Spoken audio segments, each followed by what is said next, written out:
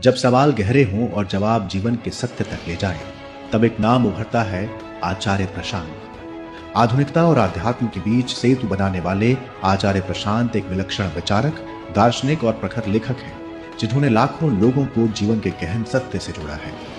IIT Delhi और IIM Ahmedabad के स्नातक, पूर्व सिविल सेवा अधिकारी आचार्य प्रशांत ने कॉर्पोरेट और प्रशासनिक जीवन छोड़कर आध्यात्मिक मार्ग चुना।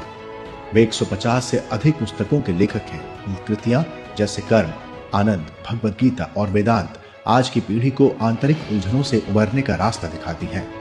आचार्य प्रशांत ने प्राचीन शास्त्रों को आधुनिक तकनीक से जोड़ते हुए श्रीमद् भागवत गीता की सबसे बड़ी ऑनलाइन शिक्षण श्रृंखला का आयोजन किया। ये एक अंतर्राष्ट्रीय रिकॉर्ड है। उनके करों शाकाहार आंदोलन ने पर्यावरण संरक्षण और नैतिकता के नए मापदंड स्थापित किए, जिसके लिए उन्हें पेटा द्वारा most influential vegan of the year का सम्मान मिला। वे आज 7.5 करोड़ से अधिक सब्सक्राइबर्स के साथ दुनिया के सबसे सुने जाने वाले आध्यात्मिक वक्ताओं में से एक हैं। उनकी शिक्षाएं केवल पन्नों तक सीमित नहीं हैं, वे दिल और दिमाग पर अमिट छाप छोड़ जाती हैं। जलवायु परिवर्तन, महिला सशक्तिकरण और सामाजिक समस्याओं पर उनका योगदान प्रेरणादायक है। आचार्य प्रशांत केवल एक विचारक नहीं, बल्कि सत्य की ओर ले जाने वाली प्रज्वलित मशाल है। भारत लिटरेचर फेस्टिवल उनका हार्दिक अभिनंदन करता है।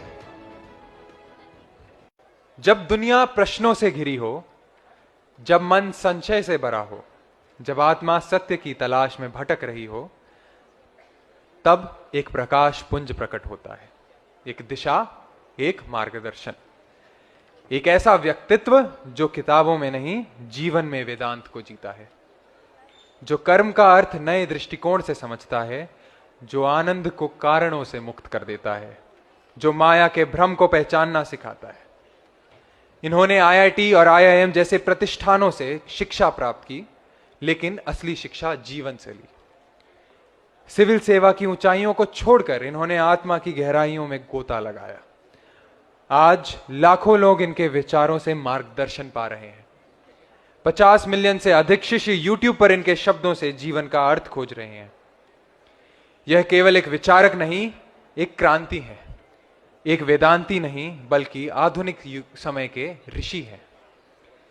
एक नाम नहीं, बल्कि एक आंदोलन है, विवेक, करुणा और जागरूकता का। तो तैयार हो जाइए स्वयं को सत्य से जोड़ने के लिए, अपने मन को मोह माया से मुक्त करने के लिए और अपने हृदय को एक नई दिशा देने के लिए। जो ज्ञान की अग्नि से स्वयं जलकर हमें रोशनी देने आए हैं, उनका स्वागत करते हैं। जिस घड़ी का आप सबको इंतजार था, वो घड़ी आ चुकी है। जोरदार तालियों के साथ स्वागत करें आचार्य प्रशांत और चित्रा त्रिपाठी का। तालियां रुकनी नहीं चाहिए।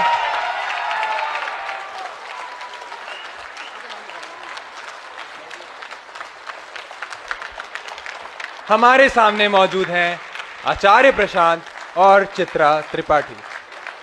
मैं आग्रह करता हूं भारत लिटरेचर फेस्टिवल की चीफ कन्वीनर दीपाली वशिष्ठ से कि वे आए और आचार्य प्रशांत को अंग वस्त्र से सम्मानित करें।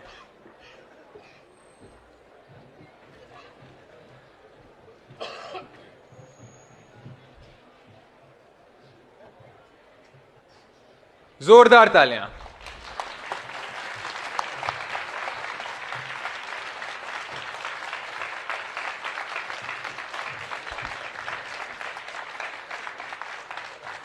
भगवान बुद्ध की प्रतिमा शांति, ज्ञान और करुणा का प्रतीक है, जो हमारे अतिथियों के विचारों की गहराई और समाज में उनके सकारात्मक योगदान को दर्शाती है।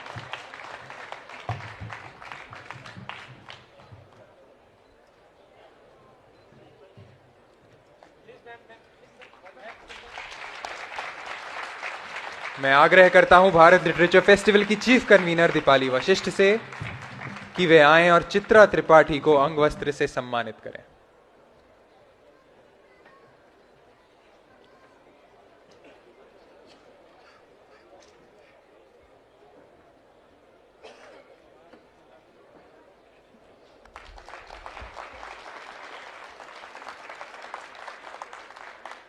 भगवान बुद्ध की प्रतिमा शांति, ज्ञान और करुणा का प्रतीक है, जो हमारे अतिथियों के विचारों की गहराई और समाज में उनके सकारात्मक योगदान को दर्शाती है।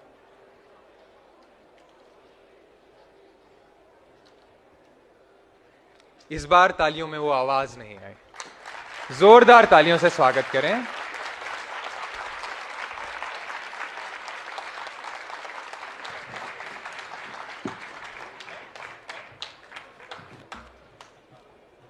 अब मैं कार्यक्रम को आगे बढ़ाने के लिए चित्रा त्रिपाठी जी से आग्रह चाहूंगा। एक बार सब खड़े होकर जोरदार तालियों के साथ फिर से स्वागत करते हैं।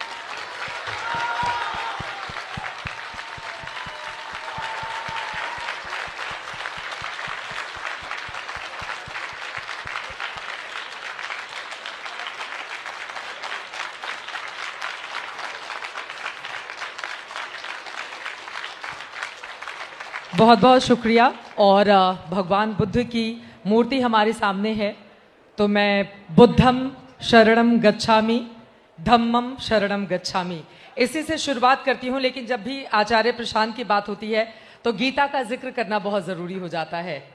कर्मण्ये वाधिकारस्तु माँ फलेषु कदाचना, कर्म किए जाओ बिना फल की इच्छा के। गीता का आपके जीवन पर क्या प्रभाव है? मैंने न जाने कितने आपके वीडियो देखे हैं, हर जगह गीता के संदेश को अलग अलग रूप में आप व्याख्या करते हुए दिखाई देते हैं। तो उसका संदेश क्या है? और उसके बाद यहाँ पर मैं देख पा रही हूँ बहुत कम उम्र के, यंग एज के यहाँ पर यूथ मौजूद हैं। हालांकि तालियां तो कम बजी हैं। जब तक इस प्रांगण के बाहर तालियों की गूंज नहीं जाए तब तक माना नहीं जाता है। और इधर वाले तो लग रहा है कि दिन भर काम करके थक चुके हैं, अब उनको कुर्सी नहीं मिली है तो वो क्या कर सकते हैं। सारा खेल ही कुर्सी का है जब हम दिल्ली में होते हैं। तो गीता के संदेश को युवाओं के सामने आप कैसे प्रस्तुत करेंगे? माइक।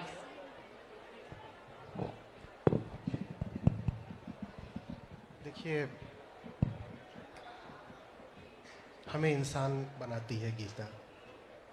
तो आप अगर पूछें कि जीवन पर क्या प्रभाव पड़ा है गीता का, तो मैं कहूँगा जीवन ही गीता ने दिया है। प्रभाव किसी चीज़ पर तब पड़े जब वो चीज़ प्रभाव से पहले भी हो। जिनके जीवन में बोध साहित्य पहुँचा ही नहीं, मैं विनम्रता से कहता हूँ उनके जीवन की अभी शुरुआत हुई ही नहीं। तो गीता जीवन को बेहतर नहीं बनाती है, गीता जीवन देती है। गीता हमें पैदा करती है। तो इसीलिए बहुत सारे जानने वालों ने, महापुरुषों ने गीता को माँ कहा है अपनी, कि वो हमें पैदा ही करती है। उसके पहले तो हम वैसे ही होते हैं जैसे इंसान का बच्चा पैदा होता है तो पशुवत होता है, जानवर जैसे होते हैं हम। जब ज़िंदगी में समझ आती है, बोध की गहराई आती है, ऋषियों का, ज्ञानियों का सानिध्य आता है, तब जा कर के हम अपने आप